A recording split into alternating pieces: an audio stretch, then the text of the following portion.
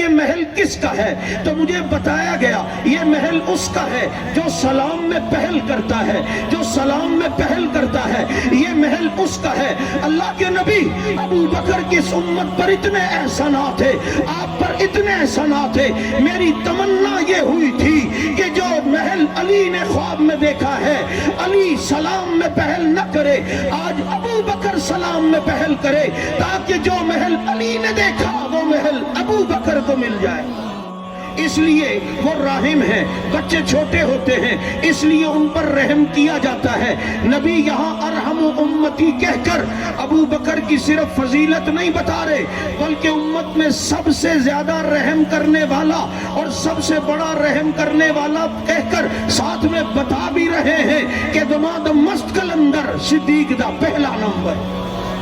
نبی کے دنیا سے جانے کے بعد فتنوں کا سیلاب آ جائے گا، فتنوں کے سیلاب آئیں گے، اور یہ فتنوں کا جب سیلاب ہوگا تو میرے اہل بیت کی محبت کی کشتی میں بیٹھو، لیکن ستاروں کو دیکھتے ہوئے اس کشتی کو چلا لینا، جیسے ان ستاروں کو دیکھ کر آج حقیقی سمندر کی کشتی کنارے لگ جاتی ہے، تمہاری زندگی کی گاڑی بھی کنارے لگ جائے گی۔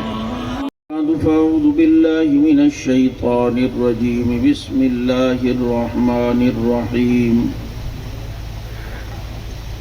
انما يريد اللہ لیذہب عنکم الرجس اہل البیت ویطہرکم تطہیرا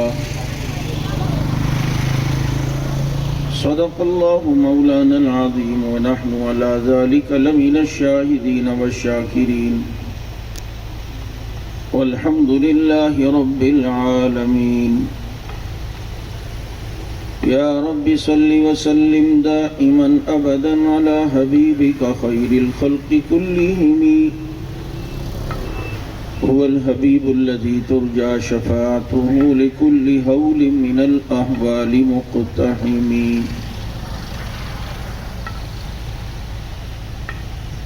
گر شمس و قمر کوئی ہاتھوں میں اٹھا لے، پھر دولت کونین کو باہوں میں بسا لے، پھر مجھ سے کوئی پوچھے تو ان میں سے کیا لے، نالین محمد کو آنکھوں سے لگا لے۔ اور جسے صدیق کی صداقت کا اعتراف نہیں، وہ لاکھ سجدے کرے یہ گناہ معاف نہیں۔ دلوں میں بغض ابو بکر اور بدن پر حج کا لباس، یہ تیرے نصیب کے چکر ہیں طواف نہیں۔ اور دشمن دین تڑپتا ہے بڑے تیش میں ہے، دشمن دین تڑپتا ہے بڑے تیش میں ہے، اور وہاں روضہ اقدس میں عمر عیش میں ہے۔ اور گر شرم و حیا پر کوئی دیوان لکھے گا، ہے مجھ کو یقین و سیرت عثمان لکھے گا۔ اور چمن چمن ہے، کلی کلی ہے، وہ تیرا علی ہے، وہ میرا علی ہے۔ اور بڑی شوق سے کہتے ہیں ہمارے ہیں حسین، واللہ ہمیں جان سے پیارے ہیں حسین۔ اور پھول ماریں گے نہ کلی ماریں گے، امام ماریں گے نہ ولی ماریں گے، ہو جس دل میں بغض اصحاب رسول کا، عمر کے درے سے اسے علی ماریں گے۔ اور جس نے کہا تھا کہ میں معاویہ کی حکومت زمین پر نہیں مانتا، تو میں نے اس کو جواب دیا کہ معاویہ تو وہ ہے کہ خطوط لکھ کر آقا کی ترجمانی کر چکا، اس سے منہ موڑ کر تو نادانی کر چکا، اور نیکیوں کو اپنی تو پانی کر چکا، مانتا نہیں زمین پر تو اس کی حکومت، کئی بار سمندروں پہ جو حکمرانی کر چکا۔ اور یہ سچ ہے کہ خطرہ اغیار بہت ہے، پر کیا کریں صحابہ سے پیار بہت ہے۔ اس لیے کہ صحابہ کے کھاتے لگ گیا جس کا خون لا خوف علیہم ولا هم یحزنون. درود پاک.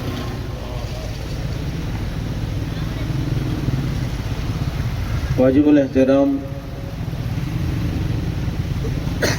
سردی کی راتوں میں رات کے 1:15 ہونے والے ہیں اور آپ حضرات ابھی تک زندہ و جاوید اور جوش اور ولولے کے ساتھ یہاں بیٹھے ہیں. میں سمجھتا ہوں یہ صحابہ اور اہل بیت کی محبت ہے کہ جس نے آپ کو ابھی تک بٹھایا ہے. میں زیادہ وقت آپ کا نہیں لوں گا، بس چند باتیں آپ حضرات کے گوش گزار کرنا چاہتا ہوں بشرطے کہ آپ کی توجہ ہو. آپ مجھے کئی بار سن چکے ہوں گے اور میرے مزاج سے بھی واقف ہیں کہ جب مجمع ذوق میں ہو، بولتا ہے وہ، تو پھر کوئی گفتگو کر سکتا ہوں. اسٹیج والوں سے بھی کہوں گا کہ تھوڑا حوصلہ دیتے رہیں تو میں کوئی گفتگو کروں گا. میں نے آج کے اس جلسے میں معذرت کرنی تھی آنے سے. میرا 1 ہفتے سے زیادہ ہو گیا، گلے کا مسئلہ ہے، گلا گلا کر رہا ہے. لیکن اگر آپ کی توجہ نہ رہی تو وہ شکوہ بھی شروع کر دے گا، لیکن آپ کی توجہ رہی تو امید ہے کہ آپ کی کرامت ہوگی کہ یہ چل جائے گا. میرے دوستو، اللہ تعالیٰ کا شکر ادا کریں کہ اللہ رب العزت نے ہمیں ان لوگوں میں سے بنایا ہے کہ جو نبی کے صحابہ کو بھی مانتے ہیں اور اہل بیت کو بھی مانتے ہیں، اور ان دونوں طبقات کو مان کے چلنے سے ہی پورا دین ہمارے پاس ہمیں پہنچے گا اور ملے گا. میری بات کو ذرا توجہ سے سنیے گا. میں آج اپنے انداز سے ہٹ کر کوشش کروں گا کہ آپ کو کچھ باتیں سمجھا جاؤں. سب سے پہلی بات تو یہ تعین کرنا ہوگا کہ اہل بیت کون ہیں، اور اس پر آپ کو علماء بتا کر بھی گئے ہوں گے.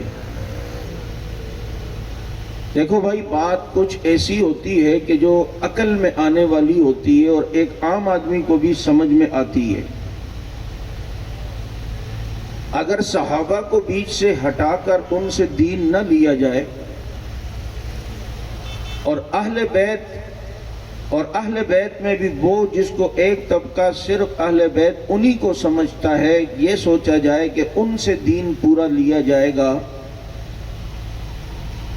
تو میرا سوال یہ ہے کہ جب میرے نبی دنیا سے گئے تو حضرت حسن رضی اللہ تعالیٰ عنہ تقریباً 6 سال کے تھے، حضرت حسین رضی اللہ تعالیٰ عنہ 5 سال کے تھے. تو اتنی کم عمر میں اتنی روایات اور اتنا زیادہ دین ان کو نبی سے حاصل کرنے کا موقع نہیں ملا. تیسری شخصیت حضرت فاطمہ الزہرا رضی اللہ تعالیٰ عنہ کی ہے. وہ میرے نبی کے دنیا سے جانے کے 6 مہینے بعد ہی دنیا سے چلی گئیں، اور اتنے اسفار بھی ان کے نہیں ہوئے کہ وہ کبھی ادھر تھی فاطمہ کبھی ادھر گئیں کہ نبی کی حدیث ادھر بتائی، ایک حدیث وہاں بتائی. اب رہ گئے ایک حضرت علی المرتضی رضی اللہ تعالیٰ عنہ. تو الحمدللہ ان سے جو روایات ملتی ہیں اہل و سنت لیتی ہیں، اور الحمدللہ وہ روایات 1500 سے زیادہ ہیں جو اہل و سنت کتابوں میں وہ حدیثیں ہیں جو حضرت علی المرتضی رضی اللہ تعالیٰ عنہ جس کے راوی ہیں ہم انہیں لیتے. لیکن ذرا توجہ کرو، اب حضرت حسنین چھوٹے تھے جب نبی دنیا سے گئے.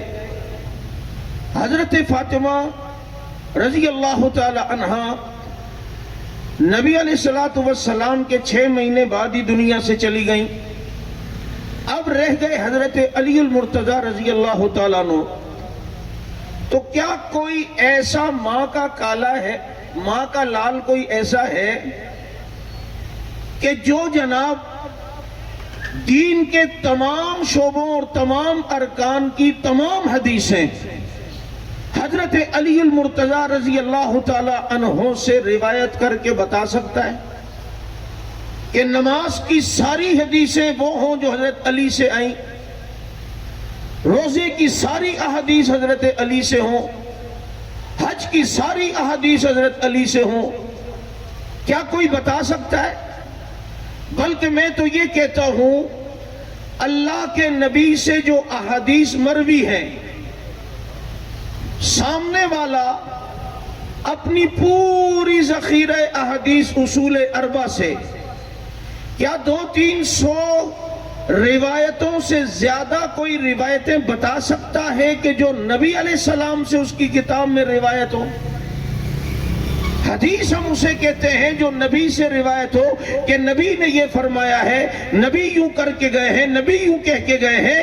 یہ ہزاروں کی تعداد میں اہل سنت کی کتاب میں ملے گی، جبکہ دوسری طرف آپ کو اماموں کے اقوال تو ملیں گے، نبی علیہ السلام کی احادیث وہاں آپ کو گنتی کے انگلیوں میں جو شمار ہو سکتی ہے، ٹوٹل اتنی مل سکتی ہے۔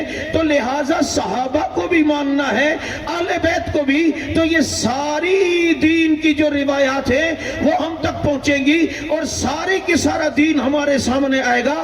جب تم سب کو مانو گے تو کسی جگہ سفر میں نبی نے ایک بات کی، وہاں پر علی نہیں تھے، کوئی صحابی تھے، انہوں نے نبی سے وہ بات سنی، امت کو بتا دی، میرے نبی اگر کسی جگہ پر ہیں وہاں پر علی نہیں ہے لیکن اور صحابی ہیں، نبی کی وہ بات انہوں نے حاصل کر لی۔ حج کے موقع پر نبی طواف کر رہے ہیں، اگر وہاں پہ علی نہیں ہے، نبی علیہ السلام کی بات کسی صحابی نے سن لی، انہوں نے آگے امت کو بتائی۔ تو اب یوں اس طریقے سے جیسے مختلف جگہوں سے آدمی پھول چن چن چن چن کے ایک گلدستہ تیار کرتا ہے، یوں ہی ایک حدیث اس صحابی سے لی، کچھ روایات اس صحابہ سے لی، کچھ روایات اس صحابی سے لی، کچھ روایات علی سے مل گئی، کچھ فاطمہ سے مل گئی، کچھ حضرت عباس سے مل گئی، کچھ ابو ہریرہ سے مل گئی۔ یوں ہم نے پھول چنے اور سیاہ ستہ کی صورت میں میرے پیغمبر کا گلدستہ حدیثوں کی صورت میں ہمیں سامنے نظر آیا۔ اب اگر نماز ہے، روزہ ہے، حج ہے، زکوٰۃ ہے، جو بھی دین کا رکن ہے وہ سارا نبی سے ہم تک پہنچا ہے، کیونکہ ہم نے مختلف پھولوں سے پھول لیے اور اسے گلدستہ بنایا جو پورے دین کی صورت میں سامنے آیا ہے۔ اور یہ اسی صورت میں ہو سکتا ہے کہ جب سامنے صحابہ کو بھی مانا جائے اور ساتھ میں اہل بیت کو بھی مانا جائے۔ بات سمجھ آ رہی ہے یا نہیں؟ بولو۔ تم سے اگر کوئی یہ بات کرے کہ دین اہل بیت سے لینا ہے تو بالکل لینا ہے۔ کس نے انکار کیا؟ کون کافر ہے جو انکار کرتا ہے؟ دین اہل بیت سے جتنا ملا ہے وہ لیں گے، جو روایات حضرت فاطمہ سے ملی لیں گے، جو حضرت علی سے ملی لیں گے۔ لیکن تم نے اگلا یہ سوال کرنا ہے، کیا تم سارا دین اور دین کے ہر شعبے کی ہر مسئلہ اور روایت کیا ان 2-3 حضرات سے بتا سکتے ہو، دکھا سکتے ہو؟ میرے پیغمبر کی جو حدیث انما الاعمال بالنیات ہر ایک کی زبان پر ہے، تمہیں پتا ہے یہ انما الاعمال بالنیات اس کے راوی اب حضرت عمر رضی اللہ تعالی عنہ ہیں۔ اب بتاؤ نا، جو اسلام کی بنیاد نیت ہے، ظاہر بات ہے روزہ رکھنا ہے تو نیت صحیح ہونی چاہیے، حج کرنا ہے تو نیت صحیح ہونی چاہیے، جہاد کرنا ہے تو نیت صحیح ہونی چاہیے، آپ جلسہ کر رہے ہیں تو اخلاص ہونا چاہیے، نیت صحیح ہونی چاہیے۔ اب نیت کے بارے میں جو روایت ہے اس کے راوی ہی حضرت عمر ہے۔ علی سے روایات ہم لیتے ہیں، ہم بولو، بلکہ ہم ہی لیتے ہیں۔ ابھی بھائی نے ذکر کیا کہ 22 جمادی الثانی کا جلوس آ رہا ہے، آپ ابھی توجہ سے نہیں بیٹھے ہو، اور میں نے بھی پہلا گیئر لگایا، دوسرا بھی نہیں۔ توجہ ہوگی تو کچھ بولوں گا۔ 22 جمادی الثانی کس کا یوم وفات ہے؟ خلیفہ بلا فصل سیدنا ابو بکر صدیق رضی اللہ تعالیٰ عنہ. میں نے یہ جملہ جو استعمال کیا نا، علی سے روایت ہم ہی لیتے ہیں، یہ ہی کے لفظ کی ایک وجہ ہے، کیونکہ کچھ چیزیں وہ ہیں جو سامنے والا نہیں لیتا. اس امت میں سب سے افضل ابو بکر صدیق ہیں رضی اللہ تعالیٰ عنہ. ہے یا نہیں؟ میں تمہیں 150 سے زیادہ احادیث اور روایات ابو بکر کی فضیلت پر نہیں، افضل ہونے پر دکھا سکتا ہوں. 150 سے زیادہ روایات. اور اگلی بات ذرا سننا، یہ 150 سے زیادہ روایات وہ ہوں گی کہ جس روایت کو روایت کرنے والا راوی علی المرتضی رضی اللہ تعالیٰ عنہ ہے. اتنی بڑی تعداد میں افضلیت صدیق پر روایتیں کرنے والے کون؟ اس کے راوی علی ہیں. اب بتا ان روایات کو کون مانے گا، وہ یا تو؟ بولنا، مانو گے یا نہیں مانو گے؟ بابا ان کی آپس میں اتنی محبت ہے، آپس میں اتنا تعلق ہے. یہ انوار الصدیق میں ایک واقعہ لکھا ہے، سیدنا علی المرتضی رضی اللہ تعالیٰ عنہ جب بھی ابو بکر صدیق سے ملتے تو سلام میں پہل علی کرتے تھے، کیونکہ علی جانتے تھے کہ میرے نبی کی حدیث ہے کہ بڑوں کا احترام کرو، تو علی بڑا سمجھتے تھے، اس لیے سلام میں احترام کرتے، پہل کرتے تھے. لیکن آج عجیب بات ہو گئی، علی سامنے سے آ رہے ہیں، ابو بکر صدیق سامنے سے آ رہے ہیں، علی المرتضی ملے، سلام میں پہل نہیں کیا. علی نے آج سلام میں پہل نہیں کی.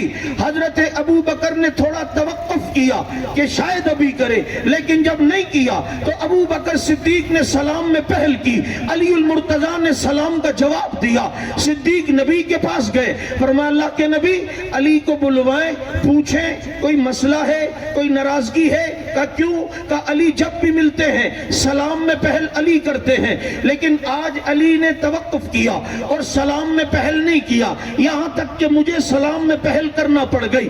نبی نے علی کو بلوایا، بھائی کوئی مسئلہ ہے، کوئی ناراضگی ہے، کوئی گلہ شکوہ ہے صدیق سے؟ کہا نہیں ایسی کوئی بات نہیں. تو کہا آپ سلام میں پہل کرتے ہو؟ کہا ہاں جی بالکل پہل میں کرتا ہوں. کہا آج ابو بکر کو سلام میں پہل نہیں کی، کوئی ناراضگی ہے، کوئی شکوہ ہے، کوئی گلہ ہے، کوئی بات ہوئی؟ فرماتے علی، علی کہتے نا نا نا اللہ کے نبی بات یہ نہیں ہے، بات اصل یہ ہے آج میں نے خواب دیکھا اور خواب میں نے جنت دیکھی اور جنت میں خوبصورت محل دیکھا. جب وہ میں نے محل دیکھا تو میں نے کہا یہ محل کس کا ہے؟ تو مجھے بتایا گیا یہ محل اس کا ہے جو سلام میں پہل کرتا ہے، جو سلام میں پہل کرتا ہے، یہ محل اس کا ہے. اللہ کے نبی ابو بکر کی اس امت پر اتنے احسانات ہیں، آپ پر اتنے احسانات ہیں. میری تمنا یہ ہوئی تھی کہ جو محل علی نے خواب میں دیکھا ہے علی سلام میں پہل نہ کرے، آج ابو بکر سلام میں پہل کرے،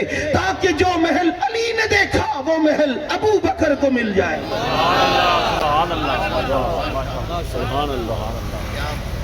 اتنے احسانات ابو بکر کی اس امت پر کہ آپ نے بھی کہہ دیا کہ سب کے احسانات کا بدلہ دے چکا ہوں، ابو بکر تیرے احسان کا بدلہ اللہ ہی دے گا. یہ محبت، یہ تعلق، تو یہ روایات کی میں بات کر رہا تھا. اور ایک بات اور سن لیں، اہل بیت ہمارے ایمان کا حصہ ہیں. جو اہل بیت کو نہ مانے مومن نہیں ہو سکتا. لیکن سمجھ لو قواعد و اصولوں میں کمی بیشی نہیں ہوتی، محبت ہوتی ہے پر ایسی بھی نہیں ہوتی. میں ہنستا ہوں تمہاری بات پر جب تم یہ کہتے ہو اہل بیت میں ہوتے ہیں سب، بیوی نہیں ہوتی. نہیں سمجھ آئی؟ مول صاحب بند کر دیتا ہوں میں اسٹیج سے، سبحان اللہ نے سامنے سے. سنو، اہل بیت ایک وہ ہیں جو قرآن سے اہل بیت بنے، وہ بیویاں ہیں. وہ کون ہیں؟ یہ جو آیت ہے نا انما یرید اللہ لیذھب عنکم الرجس اہل البیت ویطہرکم تطہیرا، اس سے پہلے اور یہ وتطہیرا کے بعد اگلی آیت کیا ہے؟ کچھ آپ بتا سکتے ہیں؟ اس سے پہلے وَمَن يَقْنُتْ مِنْكُنَّ لِلَّهِ وَرَسُولِهِ وَتَعْمَلْ صَالِحًا نُؤْتِهَا أَجْرَهَا مَرَّتَيْنِ، یہ جتنے صیغے قرآن 30 کے قریب 28 کے قریب صیغے ذکر کر رہا ہے، یہ سارے صیغے مؤنث کے ہیں۔ کس کے ہیں؟ بولو، یہ مؤنث کے صیغے استعمال کر کے فرمایا انما یرید اللہ لیذھب عنکم الرجس اہل البیت ویطہرکم تطہیرا، یہ سارے مؤنث کے صیغے اس طرف اشارہ ہے، یہ نبی کی بیویوں کا ذکر ہو رہا ہے، کیونکہ اس سے پہلے آیت میں یہی ہے وَقَرْنَا فِي بُيُوتِكُنَّ وَلَا تَبَرَّجْنَا تَبَرُّجَ الْجَاهِلِيَّةِ الْأُولَى وَأَقِمْنَا الصَّلَاةَ وَآتِينَا الزَّكَاةَ، اپنے گھر میں رہو اے نبی کی بیویوں، یہ سارے ذکر کر کے بیویوں کا نام لے، یعنی ان کا ذکر کر کے مؤنث کے صیغے ذکر کر کے فرمایا انما یرید اللہ لیذھب عنکم الرجس اہل البیت ویطہرکم تطہیرا۔ پتہ چلتا ہے قرآن سے جو اہل بیت بنتے ہیں اسے نبی کی بیویاں کہتے ہیں، اور ہم حدیث کو بھی ماننے والے ہیں۔ ہم کس کو؟ بولو، حدیث کو بھی۔ اب جناب میرے نبی نے حضرت علی، فاطمہ، حسن و حسین رضی اللہ عنہم وعنہا بلایا اور اپنی چادر میں رکھا، فرمایا اللہم ہؤلاء اہل بیتی، اللہ یہ میرے اہل بیت میں۔ تو یہ حضرات حدیث سے اہل بیت بنے، کس سے؟ بیویاں بنی قرآن سے، یہ بنے ثابت ہوتے ہیں کس سے؟ حدیث سے۔ کچھ لوگ ہیں جو اعزازاً اہل بیت میں، نہ نبی کے رشتہ دار ہیں نہ خاندان میں، جیسے حضرت سلمان فارسی رضی اللہ عنہ فارس کے ہیں، ایران کے ہیں، کس طرح بکتے بکاتے آئے، کتنے پادریوں کے پاس رہے، یار دین کے لیے اتنی مشقتیں برداشت کی، کبھی ایک پادری کے پاس حق کی تلاش میں رہے، کبھی دوسرے پادری کے پاس، کبھی تیسرے پادری کے پاس، ایک دفعہ جب چوتھے کے پاس گئے، یعنی پہلوں کا انتقال ہوتا گیا تو بدلتے گئے، جب چوتھے کے پاس آئے اس کا انتقال کا وقت آیا، حضرت سلمان فارسی نے فرمایا آپ کے پاس رہا ہوں، اس نے کہا ہاں تو حق کی تلاش میں رہا، اب سن حق تجھے بتاتا ہوں کہاں ملے گا۔ اب اس نبی کا زمانہ آ گیا ہے جو حق والا نبی ہے اور وہ آخری نبی ہوگا، وہ کھجوروں کی بستی میں تمہیں ملے گا، مدینے کی طرف اشارہ تھا، اور کہا کہ اس نبی کی، حضرت سلمان نے فرمایا مجھے کوئی اس نبی کی نشانیاں تو بتائے، فرمایا 3 نشانیاں بتاتا ہوں، تو اسے صدقہ دے گا تو خود نہیں کھائے گا، ساتھیوں کو دے دے گا، تو اسے ہدیہ دے گا تو وہ نبی خود بھی کھائے گا ساتھیوں کو بھی دے گا۔ تیسری نشانی ہے اس نبی کی پشت پر مہر نبوت ہوگی۔ حضرت سلمان یہاں سے چلے ہیں، راستے میں پکڑے گئے، لوگوں نے غلام بنا لیا، بکتے بکاتے آئے، مدینہ منورہ پہنچے، پتہ چلا یہاں وہ آمنہ کا چاند آیا ہے، وہاں وہ وضحا چہرے والا آیا ہوا ہے، تو کہا میں دیکھوں تو صحیح۔ اس پادری نے جو نشانیاں بتائی تھی، ایک دن کھجوریں لائے، حضرت سلمان نے نبی کو دی، فرمایا یہ کھجوریں ہیں، یہ صدقے کی ہیں، نبی نے لی اور صحابہ میں تقسیم کر دی، خود ایک کھجور بھی نہیں کھائی، دل میں سوچتے ہو ایک نشانی تو ہو گئی، ابھی اسلام نہیں لائے، چیک کر رہے ہیں، کچھ دنوں کے بعد آئے، پھر کھجوریں لائے، کہا یہ میں ہدیہ لے کر آیا ہوں آپ کے لیے، نبی نے خود بھی کھائی، صحابہ کو بھی دی۔ اب تیسری نشانی مہر نبوت، یہ کیسے دیکھے؟ اب بولنا بھی اچھا نہیں لگتا کہ نبی ذرا کمر سے کپڑا ہٹائیں، میں ذرا آپ کی مہر نبوت دیکھوں، اس پہ بڑے پریشان، تو نبی کے گرد چلا کرتے تھے کہ کبھی کسی وجہ سے قمیض اٹھائیں گے تو میں وہ مہر نبوت بھی دیکھوں۔ یوں ایک دن چل رہے تھے، نبی نے دیکھا، فرمایا سلمان ادھر آ، یہ تیسری بھی دیکھ لے، یہ تیسری ایک دم جھٹکا لگا، آقا یہ تو کسی کو نہیں پتا تھا کہ میں یہاں طواف کیوں کرتا تھا، یقیناً آپ اللہ کے نبی ہیں۔ سلمان کو فرمایا یہ ہمارے اہل بیت میں سے ہیں، یہ اعزازاً اہل بیت میں آئے، اعزازی طور پر نبی نے، لیکن سب سے پہلے بیویاں، آپ کو پتا ہے بیوی میں نے شاید محرم میں بھی کہا ہو یا نہیں، بیوی کو اہلیہ کہتے ہیں یا نہیں؟ بولو، آپ کیا بھی کہتے ہیں؟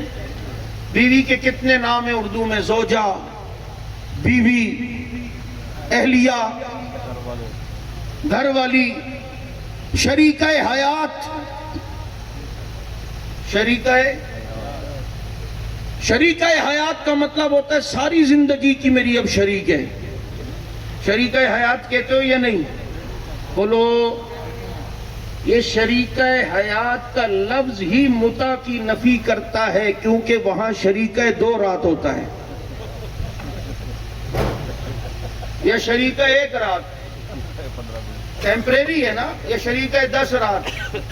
بابا متع والی کو شریکہ حیات کہہ سکتے ہو؟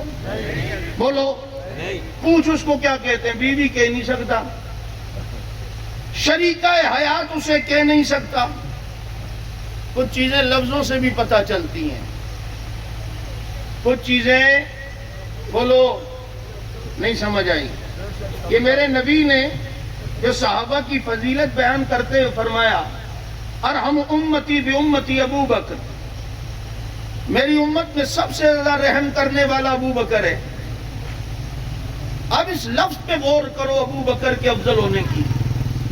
آپ کو پتا ہے رحم وہ کرتا ہے جو بڑا ہو۔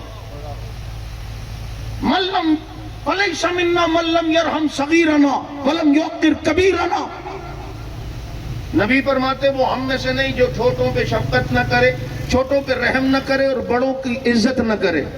من لم یرحم صغیرنا، پتہ چلتا ہے جو راحم ہوتا ہے، رحم کرنے والا ہوتا ہے، وہ بڑا ہوتا ہے، جس پر رحم کیا جائے وہ۔ آپ والدین کے لیے کیا دعا کرتے ہیں؟ قرآن نے جو سکھائی، رب ارحمہما کما ربیانی صغیرا، اللہ ان پر ایسے رحم کر جیسے انہوں نے مجھ پر بچپن میں رحم کیا۔ بابا والدین بڑے ہوتے ہیں نا، اس لیے وہ راحم ہیں، بچے چھوٹے ہوتے ہیں اس لیے ان پر رحم کیا جاتا ہے۔ نبی یہاں ارحم امتی کہہ کر ابو بکر کی صرف فضیلت نہیں بتا رہے، بلکہ امت میں سب سے زیادہ رحم کرنے والا اور سب سے بڑا رحم کرنے والا کہہ کر ساتھ میں بتا بھی رہے ہیں کہ دماد مست کلندر صدیق دا پہلا نمبر۔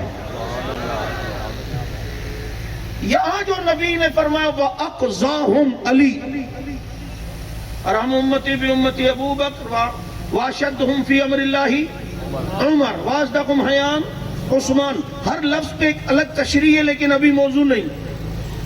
وَأَقْزَاهُمْ عَلِي، علی کی فضیلت بیان کرتے فرمایا وَأَقْزَاهُمْ عَلِي، میری امت میں سب سے بہتر قاضی، فیصلہ کرنے والا علی ہے۔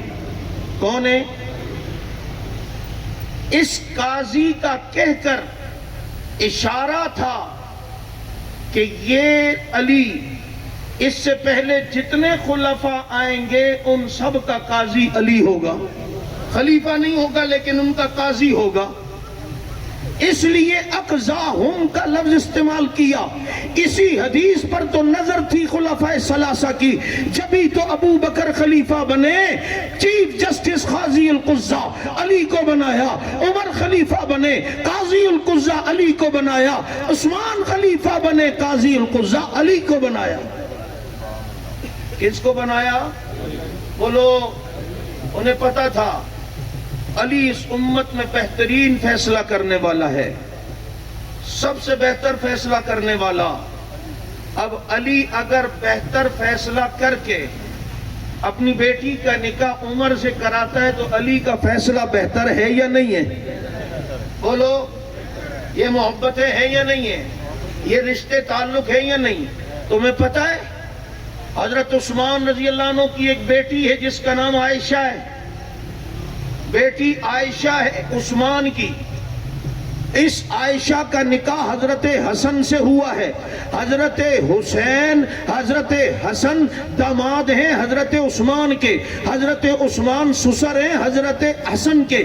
اب حضرت حسن کی جب شہادت ہوئی نا تو حضرت حسن کی یہ بیوی جو عائشہ ہے جو عثمان کی بیٹی ہے یہ بیوہ ہو گئی. تو عدت گزرنے کے بعد عثمان کی بیٹی عائشہ سے نکاح پھر حضرت حسین نے کیا ہے. حضرت عثمان حضرت حسن کے بھی سسر ہیں حضرت حسین کے بھی بولو سسر ہیں.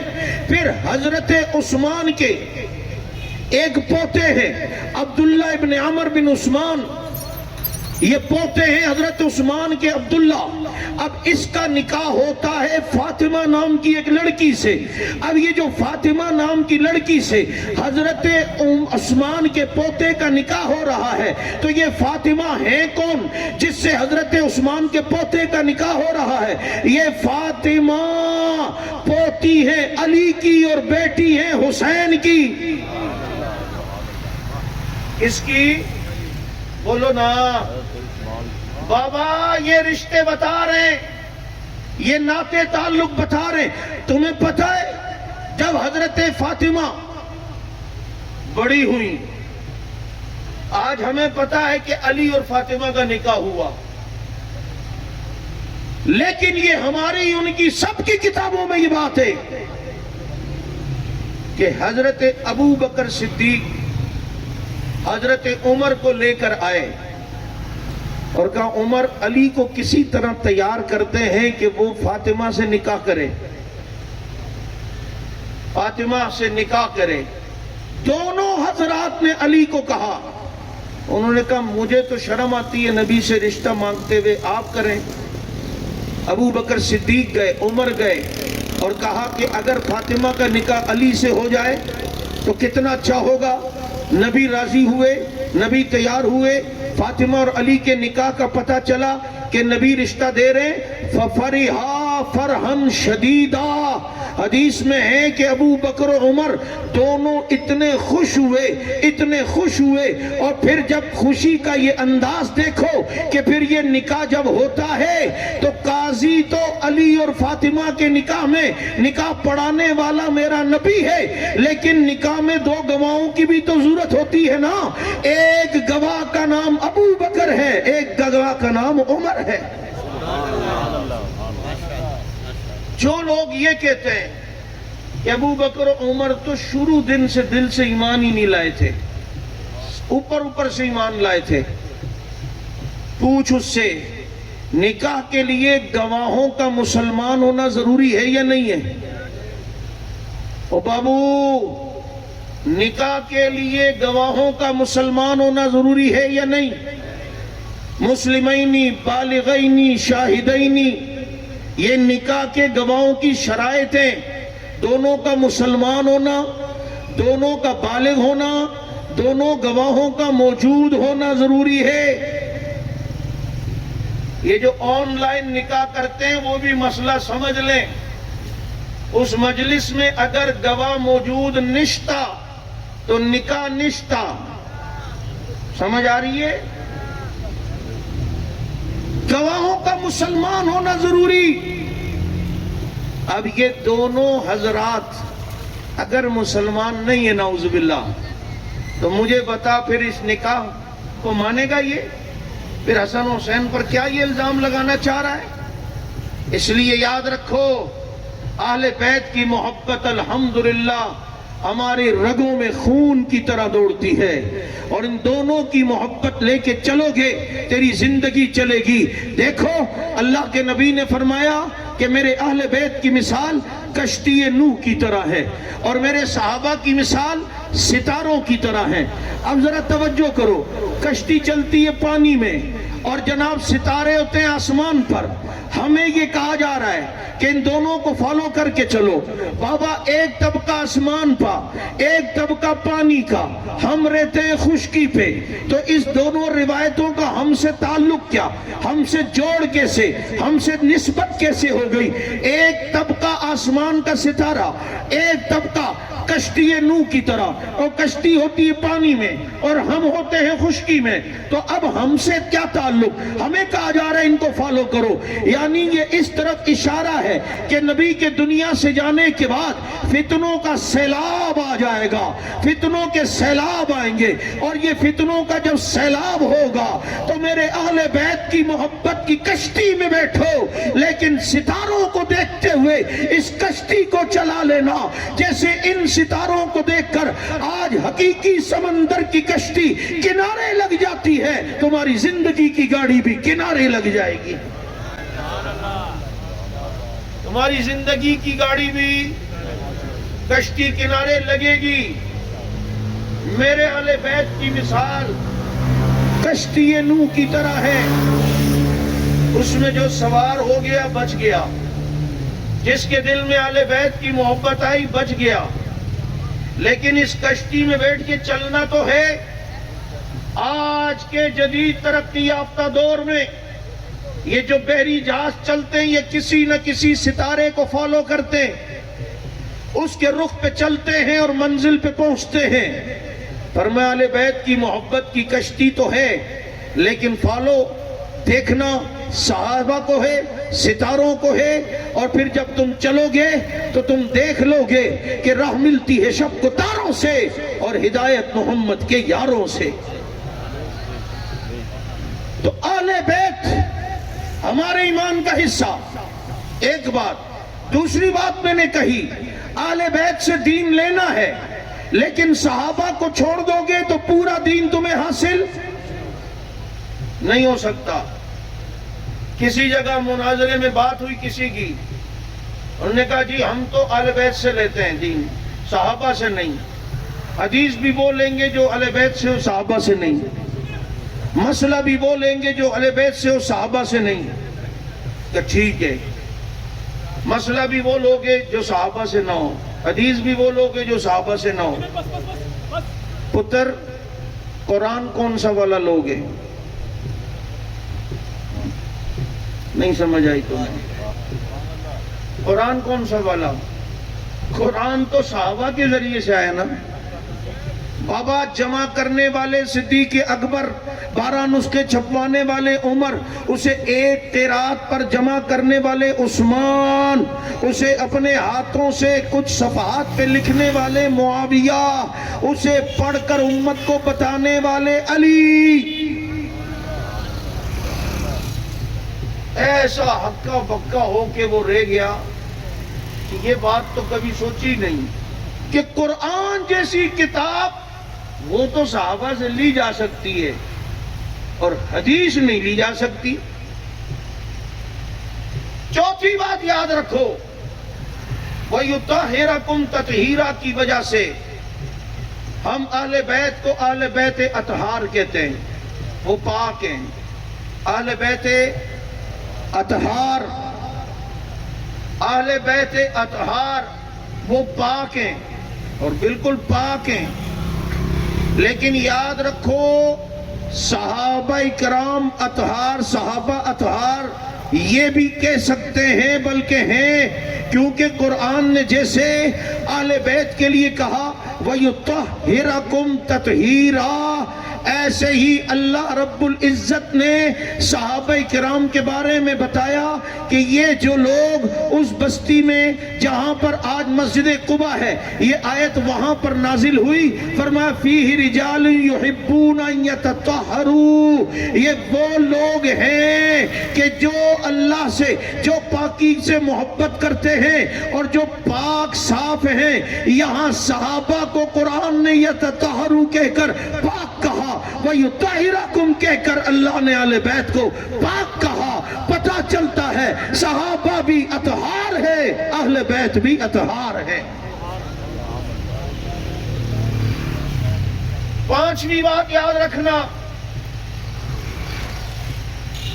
کہ آج ہم جب بات بنو امیہ کی کرتے ہیں تو بنو امیہ کو بہت سے لوگ پوری بنو امیہ کو سمجھتے ہیں، پتہ نہیں کوئی سے لوگ تھے بابا، بنو امیہ میں نبی نے رشتہ دیا بھی ہے، رشتہ کیا بھی ہے۔ حضرت ام حبیبہ نبی کے نکاح میں آئی، بنو امیہ کی، ابو سفیان کی بھی بیٹی ہیں، اور نبی نے اپنی دو بیٹیاں حضرت عثمان کو دی ہیں، وہ حضرت عثمان بنو امیہ کے۔ پھر حضرت حسن اپنی پوتی حضرت حسین کی بیٹی فاطمہ کا نکاح حضرت عثمان کے پوتے عبداللہ سے ہوتا ہے، تو حسین نے بھی اپنی بیٹی فاطمہ بنو امیہ میں دی یا نہیں دی؟ نہیں سمجھ آ رہی آپ کو؟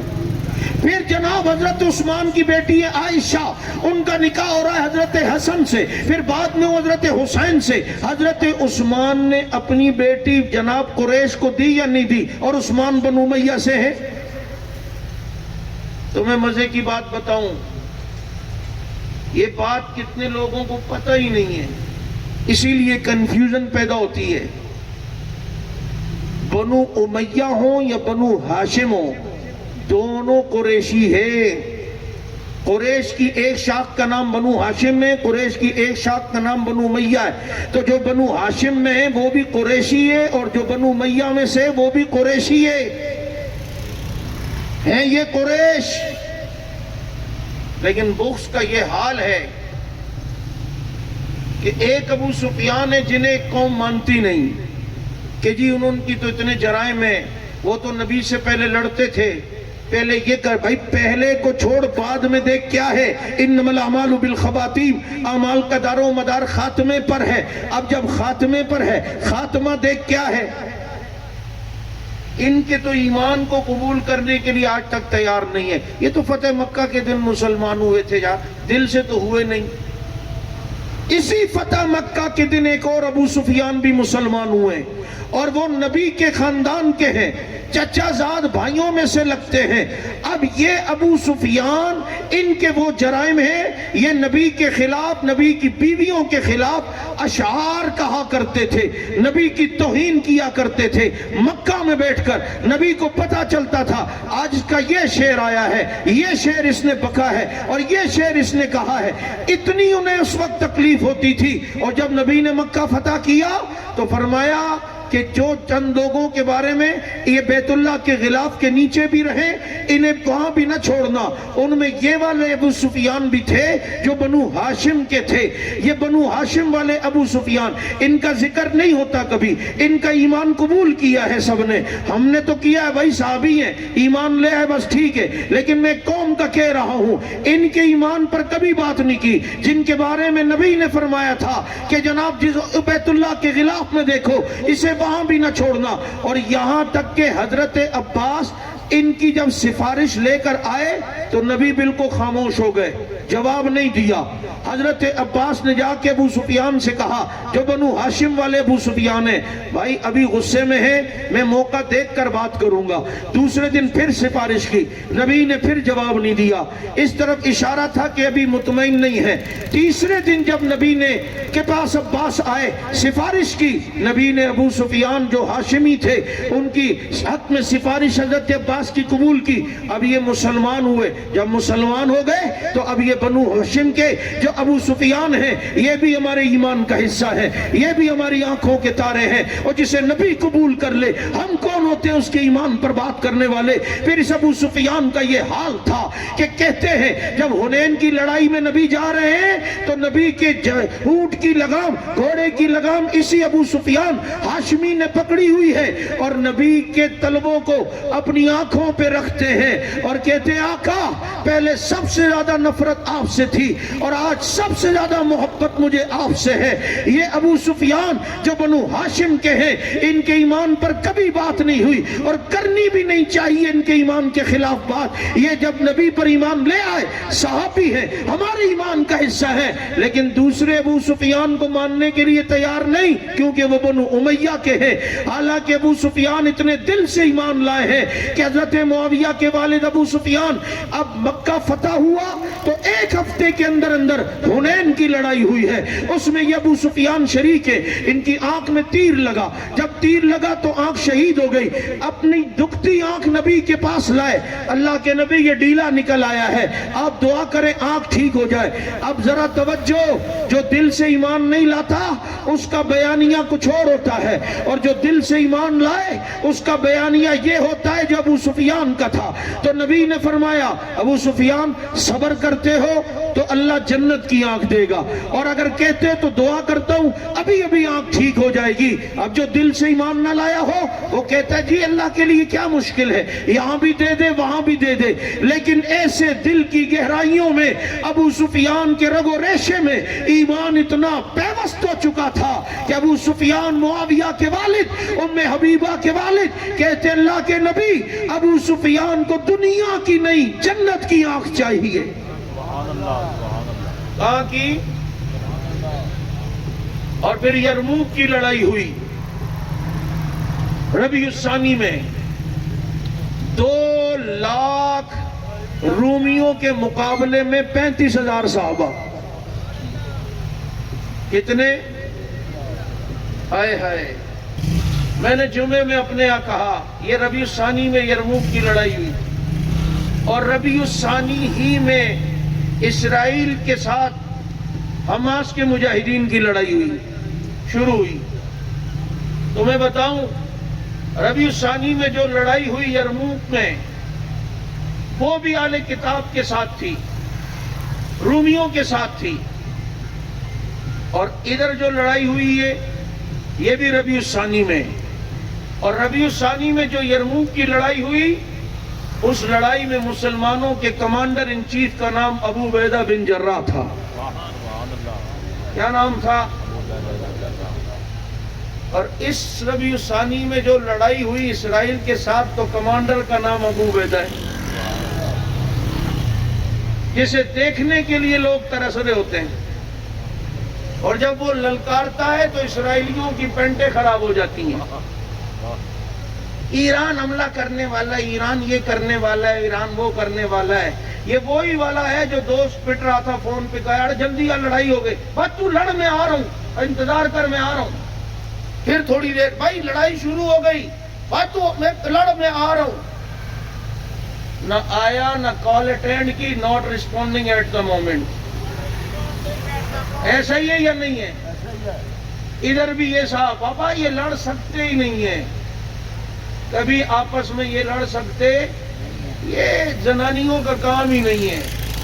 گرتے ہیں شہسوار ہی میدان جنگ میں، وہ طفل کیا گرے جو گھٹنوں کے بل چلے، تمہیں کیا پتا ہے پرواز ہے دونوں کی اسی ایک فضا میں، کشاہی کا جہاں اور ہے کرگس کا جہاں اور، الفاظ و معنی میں تفاوت نہیں لیکن ملا کی اذاں اور ہے مجاہد کی اذاں۔ اللہ اس ابو عبیدہ کو فتح دی تھی، اس ابو عبیدہ کو بھی فتح عطا فرما۔ یہ ہیں اہل بیت کے محافظ۔ آئیے اس بات کو ذہن نشین کر کے جائیں کہ صحابہ بھی ایمان کا حصہ اور اہل بیت بھی، بولو اہل بیت میں بیویاں، اہل بیت میں حسن و حسین، فاطمہ، علی، یہ سارے ہمارے ایمان کا حصہ ہیں، اور حسن تو ہماری آنکھوں کا نور ہیں، حسین تو ہمارے دل کا سرور ہیں، اور فاطمہ اے ہے جس کی حیا والی چادر کو اگر میں دھو کر پانی پیوں تو میں اپنے کو جنتی سمجھ بیٹھوں، جس میں اتنی حیا ہے، کتنی حیا۔ اللہ کے نبی نے ایک دن سوال کیا مجلس میں بہترین عورت کون ہے؟ کہتے ہیں حضرت علی مجلس سے خاموشی سے اٹھ کے گئے، فاطمہ سے جا کے پوچھا نبی نے ایک سوال پوچھا جلدی مجھے جواب دے تاکہ میرا جواب بہتر ہو، اور مجھے پتا ہے پوچھا عورت کے متعلق کے جواب تو ہی بہتر دے گی۔ فاطمہ بتا نبی نے پوچھا ہے، تیرے والد نے پوچھا ہے کہ بہترین عورت کون ہے؟ فوراً جواب دیا نبی کی بیٹی فاطمہ نے، فرمایا بہترین عورت وہ ہے جو کسی غیر محرم کو نہ دیکھے اور کوئی غیر محرم اسے نہ دیکھے۔ جب علی گئے اور یہ جواب دیا تو فرمایا علی سچ بتا یہ جواب لے کر کہاں سے آیا ہے؟ کہا آپ کی بیٹی سے۔ کہا مجھے پتا تھا یہ جواب وہی دے سکتی ہے۔ آئیے ان کی محبت دنیا میں عام کریں، اپنے بچوں کے نام اہل بیت کے نام پہ رکھیں، صحابہ کرام کے نام پہ رکھیں۔ اللہ ان کی محبت ہمیں نصیب فرمائے، ان کے دفاع میں ہمیں کام کرنے کی توفیق عطا فرمائے۔ آئیں ان کے دفاع میں یہ کہتے ہوئے میدان میں کود پڑے کہ فنا فی اللہ کی تہ میں بقا کا راز مضمر ہے، جسے مرنا نہیں آتا اسے جینا نہیں آتا۔ وما علینا سبحانک اللہم بحمدک نشہد ان لا الہ الا اللہ نستغفرک ونتوب الیک۔ اللہم صلی علی محمد وعلی آلہ واصحابہ بارک وسلم۔ یا اللہ کہنے سننے کو قبول فرما، ہمارے گناہوں کو معاف فرما۔ اس پروگرام کرانے میں جن ساتھیوں نے جو محنت کی، تعاون کیا، سب کو جھولیاں بھر بھر کے جزائے خیر نصیب فرما۔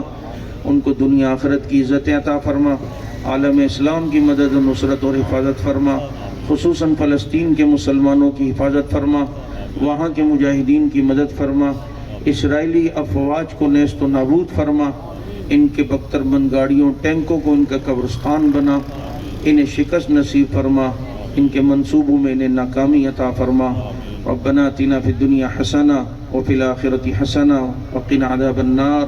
صلی اللہ تعالی علی خیر خلق محمد وعلی آلہ واصحابہ اجمعین۔